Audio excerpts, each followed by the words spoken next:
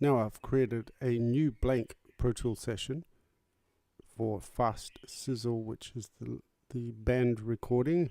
Remember to go Show Package, Contents. Drag those across together. Listen to each track. First one is kick drum.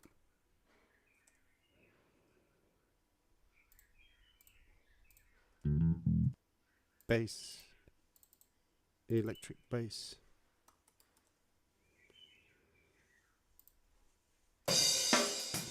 Overhead, should be left.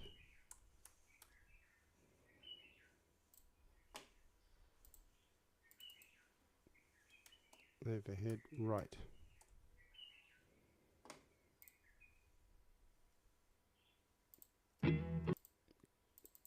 Guitar.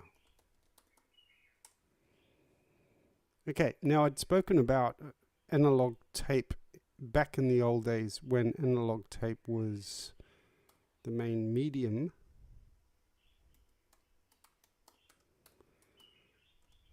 .24" Look at an analog tape machine, reel-to-reel machine. Here we go. So here is the analog tape. This is a 16-track machine. Now, when we were recording onto analog tape, this tape had a tendency to have a slight movement vertically, known as wow and flutter.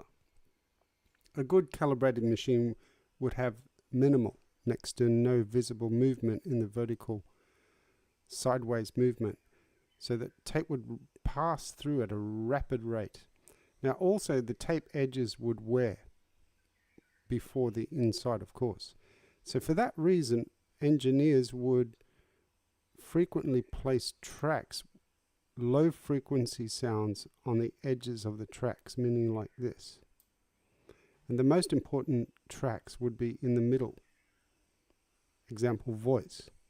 So they would put low frequency tracks on the edges of the tracks, and more important instruments in the middle. Now I prefer to put the bass next to the kick. Musically, the bass guitarist will work closely off the kick drum, but you don't have to always do that.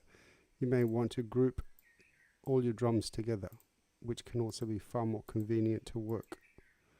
But it's interesting to go back to the days of analog tape, and the reason why, when engineers were recording onto the tape, why did they put predominantly low frequency, or kick drum, for example, might be on track 1, and a bass guitar might be on the bottom track. So top track kick, bottom track bass.